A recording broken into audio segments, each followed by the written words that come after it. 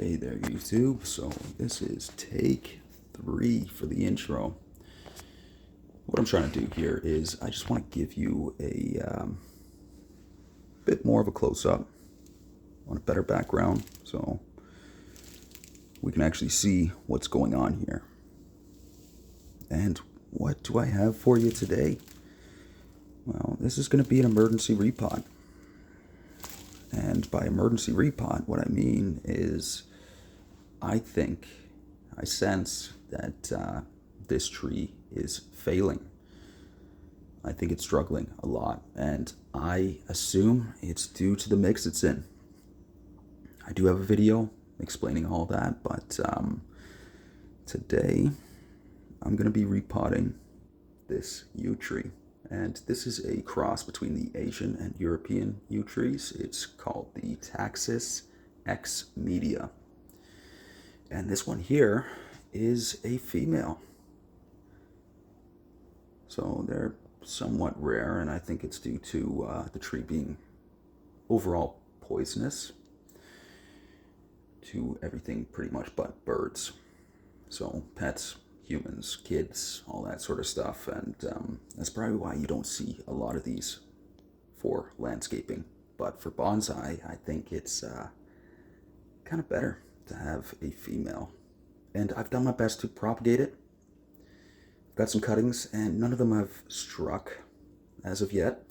I do have one that is showing a bit of potential. It's popping out some new shoots and some new buds, but whether or not that is because it has stored energy, which it is currently using, or if it's actually developed roots. So I've taken a bunch of cuttings off this and done my best to kind of propagate it, keep the lineage or the female for sure variant alive. Now, this is not the perfect time to repot, and that's why I'm dubbing it an emergency repot.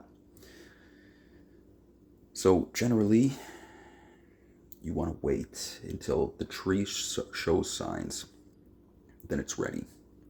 That is essentially when the buds break open, but they don't start shooting yet, to my understanding. That way, the tree is actively growing, which will produce a root mass, and it's not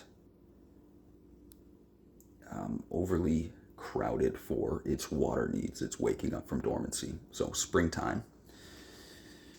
And the other thing to keep in mind, if you were to repot a tree and you get overnight freezes, that could potentially cause issues or kill your tree.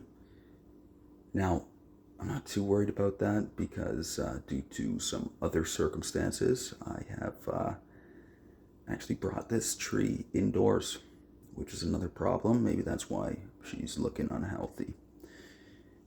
But I think it's the soil. I personally think the foliage drop is a lack of oxygen, and I think that's just a failure on the substrate.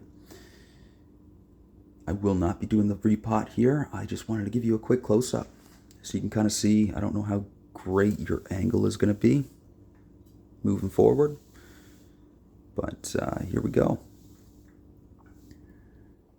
And I will be keeping the pot.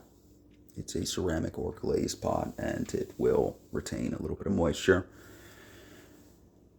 However, I will be putting it into a completely open substrate from this point on. I'm going to try and give it its best chances, and this will be going outside when I can acclimate it into the spring weather. All that being said, preliminaries out of the way, let me bring you over to the work zone, show you the substrate, and then I'll set you up. Over here, this is my what I'm calling my premium mix. So it's your standard kind of bonsai mix. It's open. It's an open substrate, which means it allows a little bit of airflow, some air pockets, if you will. Not necessarily. Air pockets will kill your tree, but actually having an open substrate allows more air and oxygen to get to the roots. And that's why this is generally what's recommended. And this being a conifer, conifers are susceptible. They're very sensitive, right? So they need an open substrate. They don't react very well to a lot of work. You gotta be a little bit more careful with these rather than your deciduous or your broadleaf or any of those trees that actually drop their leaves. And if you take a look here, I know a lot of you guys might already be experienced, so you can see the flaw here. The flaw being the organic compound is a much bigger particulate than the rest of the mix. And that's pretty much the only adjustment I need to make to this mix. I need to improve the organic compound. It's 2 parts inorganic, 1 part organic. Hopefully I have enough here. And I'm just gonna go for it right now. Adjusting that organic compound, it's just gonna have to wait. But I will be improving this mix. Let's get you set up.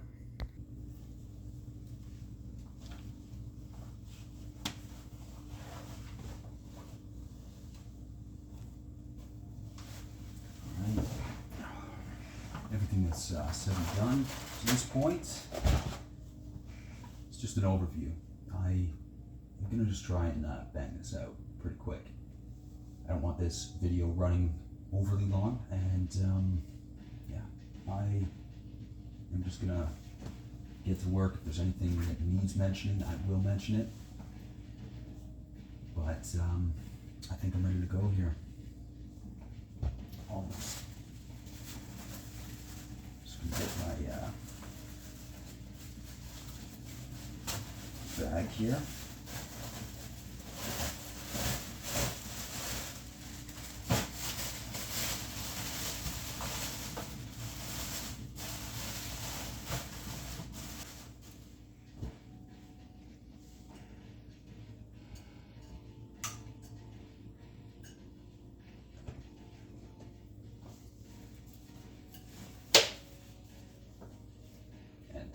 Yeah, the wire here, that was an afterthought. I thought the roots would establish and I wouldn't need it, but it being a deeper pot. So just to be on the safe side, I will be just loosening up the sides a bit. And what I got here is just a flexible saw plate. Man, this one is old. It's a beater plate, but I did disinfect it. I disinfected it with a little bit of rubbing alcohol. And that being said, I don't think I'm going to be actually cutting the roots here. I'm just using this to loosen up the sides a bit.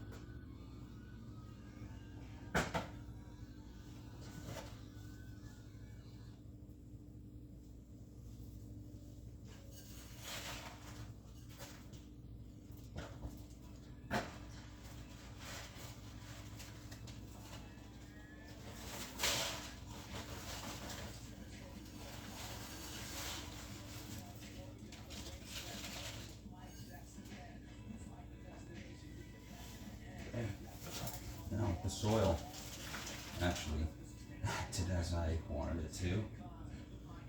Its main purpose for me was to resist compaction. As you can see, there is a lot of grit in here. I just think the components I used, that looks like a new root there actually, it's a good sign. The components that I used just retain a little bit too much moisture. And these roots don't seem too brittle, which is a fantastic sign. But as you can see, there is a bit of a dwindled root mass here. Right? So, I mean, that looks like the only new shoot. Hope you can see that. It's just different color. But the rest of these are seeming flexible, they're not rotted, and they're not overly wet either, which is beautiful. And I am I'm going to leave just a little bit of soil with conifers. Especially, they recommend you kind of use a little bit of the old soil, and I believe that the reason behind that is conifers. I don't know if it's all conifers or just pines or how that works, but conifers usually have some beneficial fungus in the soil. I believe it's known as mycelium, and essentially its purpose is to help metabolize the nutrients that are in the soil for the tree to uptake.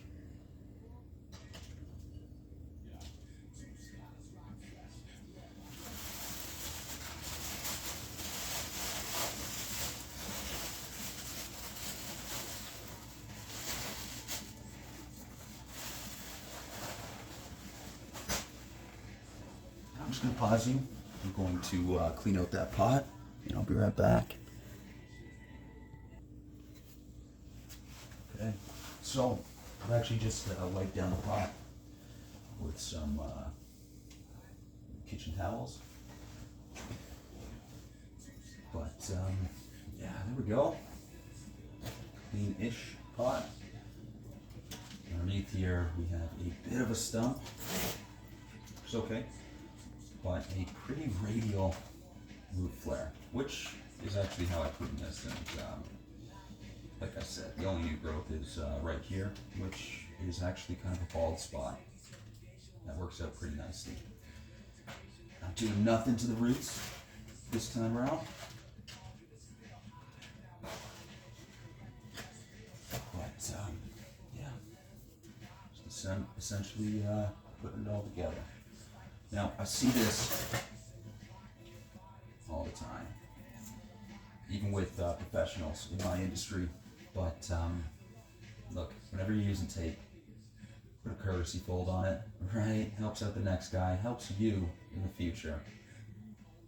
Courtesy tab, courtesy fold, especially with this tape, is very, very helpful.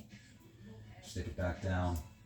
You might get a little overhang if you want, if not, oh well. Doesn't really matter. It's easier to find your place. It's more visible. And yeah, keep that in mind when you're working with this tape. It's just some plaster tape. Put a bit of a courtesy fold there. And I'm just using this to place over the drainage hole of this pot. I'm not going to tie it in, nothing like that. It's just to prevent some of these particles or granules from falling through this pot. And yeah, this stuff is dusty, and I know all about that. Right? Don't break this stuff. This is actually a pretty decently ventilated apartment.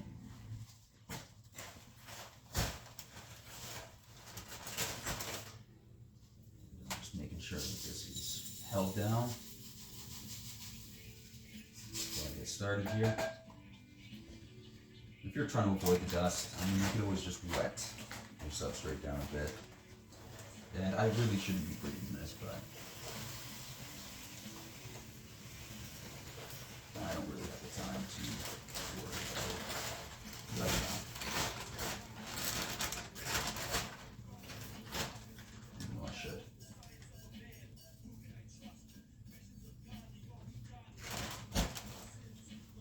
Okay, mounted up the center a bit. And it's just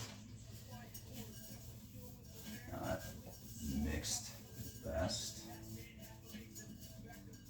Without disturbing it too much, I do want to make sure that where I'm actually placing this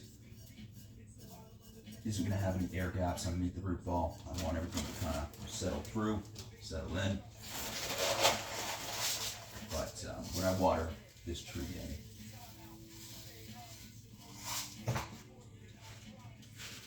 it should kind of lock that up a bit.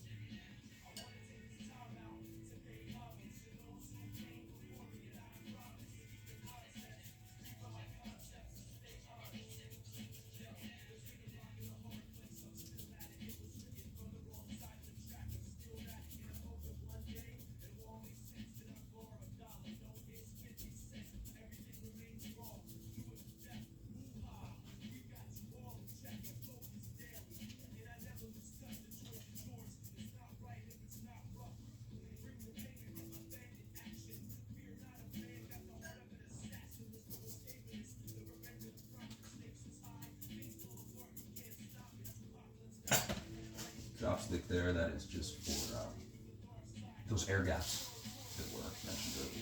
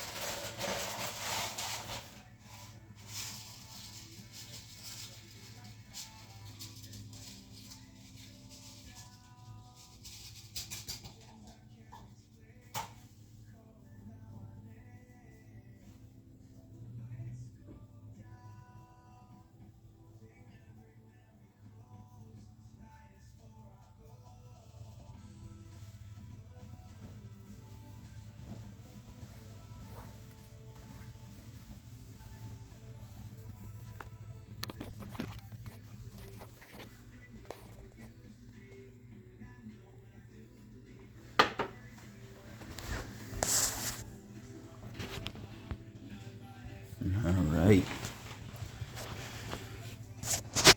Camera just doesn't do it justice. I've created a little bit of a swell. I've pulled everything away from the trunk.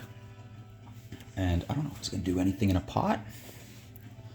But when I plant a tree outdoors, I always leave this little swell, especially with the mulch layer.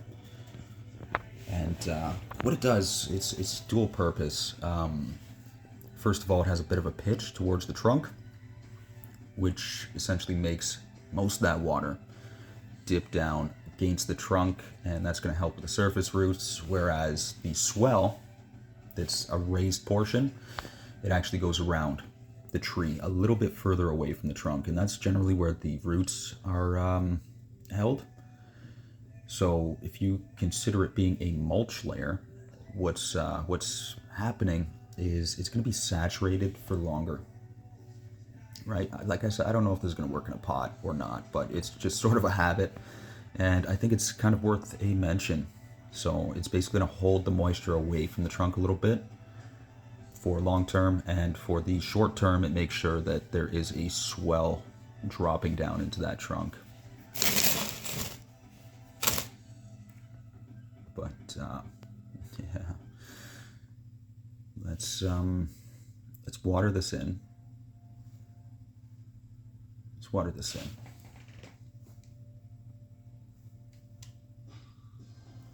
And I will be right back with your fully watered in finished product here. And hopefully this helps turn this tree around. It's just a better environment overall for this tree. And if it's going to have any chance of recovery, which I hope it does, I hope she does, this should help make that happen, at least in theory. Let's water it in, and I'll show you what it looks like afterwards. I might even show you a little bit of watering too. Well, lighting sucks in here. Watering these in my tub. I've already done some watering in here today, and I haven't cleaned the tub for the video. Sorry, babe. But yeah. If you notice the color change once they're saturated, it's a visual indicator of this product, the clay product in this. So I kind of like using one of these sprayers just because it has pressure. It has pressure, dives right down. and it's an even saturation. But yeah, you've seen people water pots before. I'm also going to wet the foliage. That's mainly because trees will do kind of whatever they need to do to survive, and I'm pretty sure they do have somewhat of an uptake.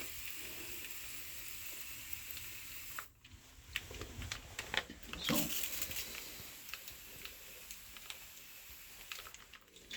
right, I'll be back with you once it's watered, and I'll bring it over to the other area. So here we are. Quick little repot, and it's just over 20 minutes. I was hoping to get it under, but yeah, let's hope she recovers. It'd be great to keep her in my collection. She's a beautiful tree, and she has a lot of potential, but that potential isn't going to be seen until she recovers, which is probably going to be in a year or two. You can kind of see that swell I'm talking about. It should actually be a little bit further away, but I didn't want it right up against the rim of the pot. I will update you guys in a few weeks. Wish me luck. Thanks for your time, and have a beautiful day. Today is Valentine's Day, so don't forget. Don't forget your significant others.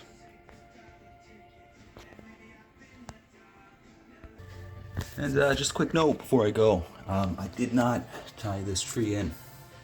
I didn't have the materials, right? I usually have a ton of electrical wire hanging about, but it's in my locker. Whoops. That being said, if you're going to repot a tree and not tie it in, you should generally leave it where it is. You don't want to pick up the pot, move it around, all that sort of stuff, disturb those roots. Let those new roots come on in. Not ideal. I'm going to have to drain out this tray every now and then and move this tree very conservatively for the next time being.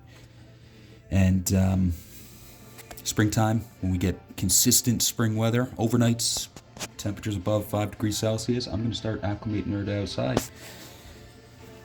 Then she's going to stay outside.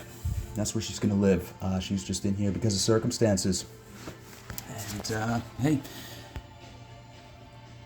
if you guys can see that, let me know what you think those are. Are those new shoots for branches? Are they, well, that one looks like it is, actually. But, or are they berries? Are they seeds? I don't know. Let me know if you know. Thank you again, and have a beautiful day. Bye for now, YouTube.